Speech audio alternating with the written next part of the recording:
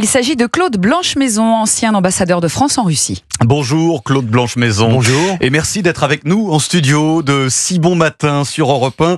Alors je rappelle qu'en plus d'avoir été donc effectivement ambassadeur en Russie, vous avez été diplomate et êtes donc tout indiqué pour décrypter les enjeux géopolitiques et lire entre les lignes. Je rappelle aussi la parution de votre dernier ouvrage, fragment d'un parcours aventureux au fil des bouleversements du monde. C'est aux éditions Temporis. Alors Claude Blanche-Maison, cette rencontre Trump-Poutine, pas d'accord, ou alors s'il y en a un, on ne le sait pas, aucune déclaration concrète. Est-ce que la montagne a accouché d'une souris ?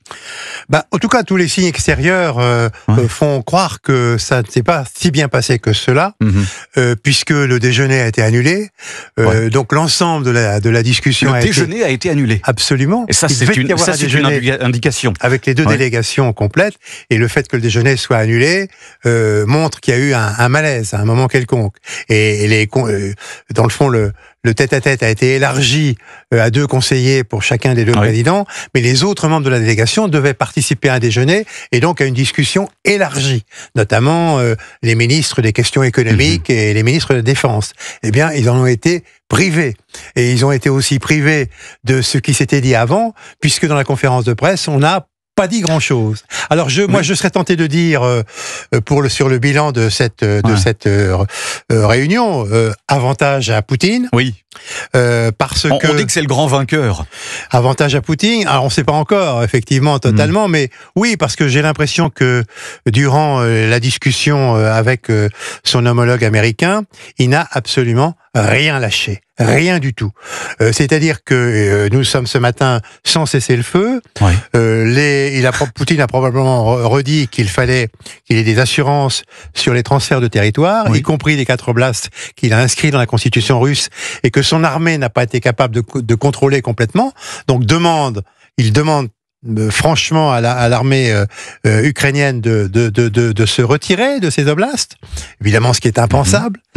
Et finalement, il demande aussi naturellement des assurances sur la suite, sur la neutralité de l'Ukraine. Alors, le président Trump semble maintenant se retourner vers Monsieur Zelensky. Il doit téléphoner ce matin à Zelensky. La balle est dans le camp de Zelensky et des Européens. Ça veut dire qu'il n'y a pas de cessez-le-feu. Et si Zelensky ne se montre pas ouvert à faire les concessions que Poutine demande, eh bien, ce sera lui le coupable de la continuation de la guerre. C'est ça le schéma ce matin. Donc, effectivement, Trump va appeler Zelensky, il va aussi appeler les principaux dirigeants européens, et probablement que les principaux dirigeants européens iront dans le sens de Zelensky. Il n'est pas question d'accepter les conditions de Poutine pour un cessez-le-feu qui n'en sera pas un d'ailleurs, parce qu'il n'y a personne pour le surveiller, il n'y a pas eu de commission militaire pour départager les troupes qui sont imbriquées sur plus de 1000 km. 1200, voilà, oui, 1200, tout à fait. Exactement, qui sont imbriqués. Donc les gens, ils sont dans une maison, dans l'autre, ils se tirent dessus, ils continueront à se tirer dessus, évidemment. Et surtout, Claude Blanche-Maison, que alors cette semaine, et puis ces dernières heures ont été très violentes sur le front. Je rappelle qu'il y a eu des civils qui ont été tués. C'était 17, le dernier bilan que j'avais, donc c'est pas anodin. Zelensky a d'ailleurs réagi à ça. Le jour des négociations, je cite Vladimir Zelensky, le jour des négociations, il continue à tuer. Voilà ce qu'a dit Zelensky. Tout à fait, ça c'est vrai. Interroge quand même sur la volonté ou l'absence de volonté de Vladimir Poutine. Vladimir Poutine veut gagner du temps. Et c'est sa stratégie depuis déjà longtemps. Alors il invente des stratagèmes divers et variés. Là, le dernier stratagème, ça a été de dire « je veux voir l'envoyé spécial de Monsieur Trump ». C'est Witkoff qui est venu mercredi de la semaine dernière au Kremlin, qui a été très bien reçu, mais qui, n'ayant pas une grande expérience des négociations diplomatiques, il est plus expérimenté en négociations immobilières, bien sûr, c'est son métier, s'est fait un petit peu embarquer par Poutine dans une discussion sur les échanges territoriaux.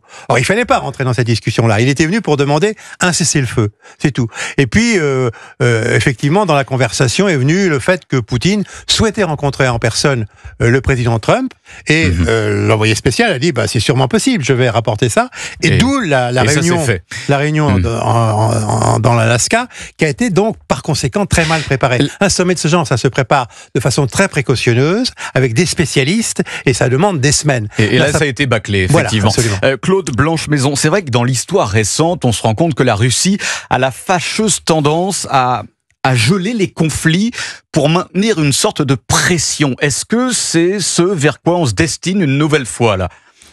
Malheureusement, c'est bien possible, parce que c'est clair que Monsieur Zelensky n'est pas prêt, bien sûr, à retirer son armée des oblasts annexés dans la constitution russe, mais évidemment, la ligne de front est la ligne de front, et les Russes progressent, pas beaucoup, mais progressent un petit peu sur cette ligne de front, vers d'ailleurs des villes qui sont des nœuds de communication et qui ont un intérêt stratégique, comme Kramatorsk par exemple.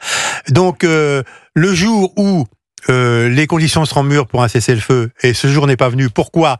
Parce que l'armée russe veut encore utiliser la saison sèche avant la pluie pour progresser. Donc il faut encore 2 mois. Voilà. Pendant 2 mois, l'armée ne veut pas entendre parler d'un cessez-le-feu. Alors après ça, peut-être, si les conditions sont réunies, qu'on pourra parler d'un cessez-le-feu, mais à ce moment-là, effectivement, il faudra parler de la zone de délimitation du cessez-le-feu. Et évidemment, comme on dit d'habitude, ça sera la ligne de front. La ligne de front de ce moment-là. Il nous reste, malheureusement, ça passe très vite avec vous, Claude Blanche-Maison, mais il nous reste 2 minutes. J'aimerais quand même qu'on évoque le futur, les semaines qui viennent. La Russie recrute beaucoup d'hommes. Il y a une bonne mobilisation quand même en Russie. En Ukraine, il y a quelques problèmes d'effectifs, manque de réserves, et les Européens ne pourront pas aider les Ukrainiens en ce sens. Et c'est vrai que, quand même, si ça dure, la Russie va continuer à grignoter du terrain.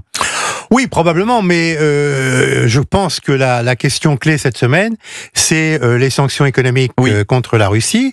Monsieur Trump avait pris dans son principe un train de sanctions extrêmement sévère, mais il ne les a pas appliquées, parce que l'avenue de Witkoff, évidemment, a conduit à la suspension de la mise en application des sanctions. La réunion d'Anchorage a une autre suspension. Il faut maintenant qu'il fasse tomber les sanctions, mais il n'en a aucune envie. Parce que ce qu'il va dire probablement dans la semaine, c'est on n'est pas parvenu à un cessez-le-feu parce que M. Zelensky n'accepte pas les conditions qui permettraient d'avoir ce cessez-le-feu.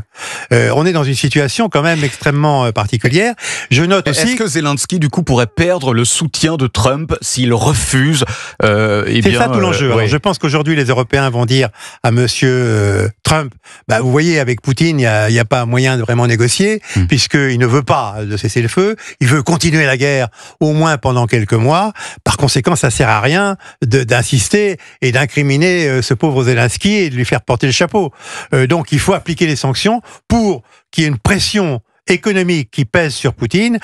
Ça commence à remuer un petit peu dans les élites économiques russes. Ils commencent à en avoir assez de cette guerre, et les sanctions, contrairement à ce qu'on dit, ont un effet. Dans le long terme, mais elles ont un effet. Donc 19e paquet de sanctions européens et application de sanctions sévères de la part des Américains. Merci Claude Blanche-Maison. Je rappelle que vous êtes ancienne ambassadeur de France en Russie. Je rappelle également votre ouvrage, Fragment d'un parcours aventureux au fil des bouleversements du monde. Ça, c'est le sous-titre. Et c'est aux éditions Temporis. Merci infiniment d'avoir été parmi nous ce matin, présent dans les studios d'Europe 1. Merci à vous.